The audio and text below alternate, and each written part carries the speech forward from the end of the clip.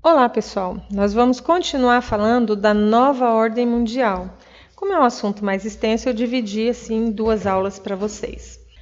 A primeira característica que eu comentei com vocês foi das desigualdades econômicas e sociais e daquela ideia da unipolaridade, de que talvez os Estados Unidos continuasse a ser o único grande líder da economia mundial, mas que depois não entra Japão, entra país da Europa e aí passa a ser multipolaridade. A segunda característica foi a formação e a criação dos blocos econômicos e a competição econômica. E hoje nós vamos falar do fim da expressão primeiro, segundo e terceiro mundo. Lá na bipolaridade existiam 3 mundos em um só.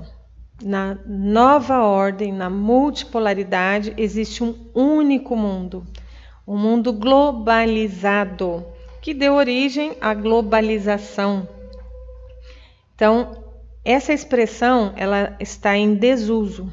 Não se usa mais a expressão primeiro, segundo e terceiro mundo. Quando alguém falar para você, o Brasil é um país de terceiro mundo, não está certo.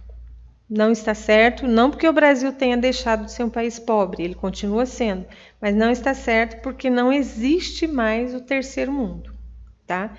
Então, continua o Brasil um país subdesenvolvido, só que hoje ele faz parte da nova divisão, essa nova regionalização, como eu vou mostrar para vocês daqui a pouco no mapa mundi, que ele foi novamente redividido.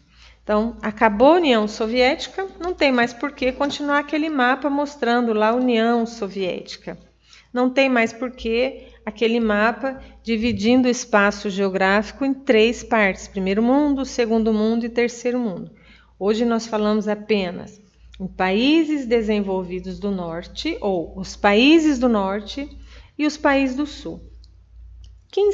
Quais são os países do norte? São todos aqueles países que ultrapassam seu limite de fronteira.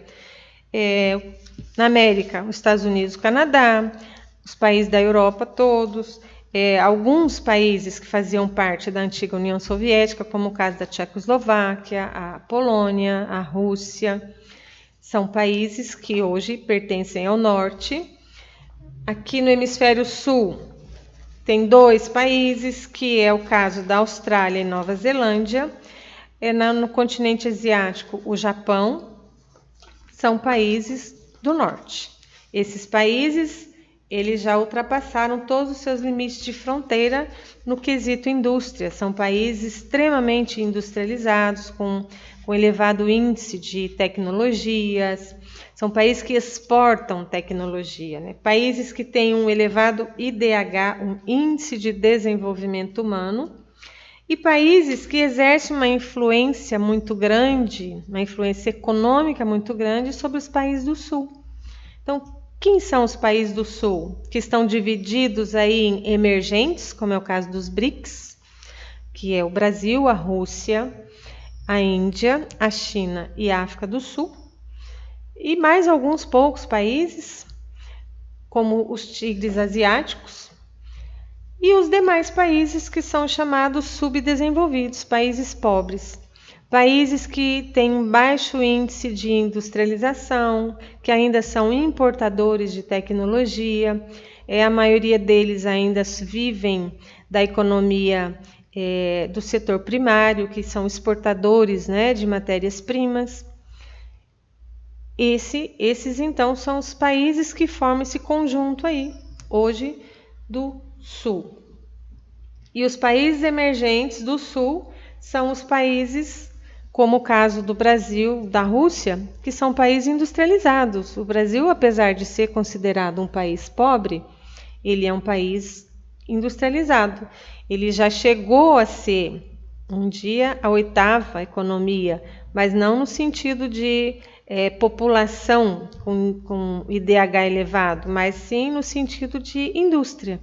Então, o Brasil ele é um país hoje bastante industrializado, porém continua sendo um país dependente economicamente de países lá do antigo primeiro mundo, que hoje são chamados países do norte.